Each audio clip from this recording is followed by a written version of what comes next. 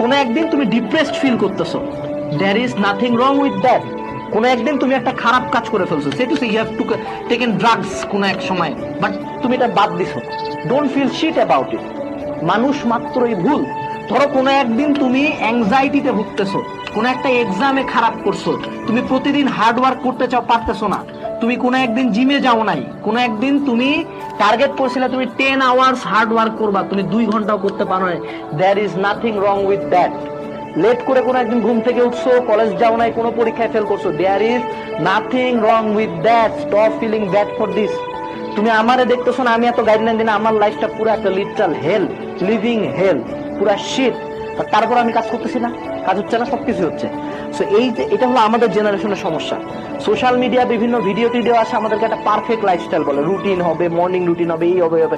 কোনো শালা যে ভিডিও বানায় জীবনে ওগুলো 100% ফলো করতে পারে না, তুমি কখনো 100% ফলো করতে পারবে না।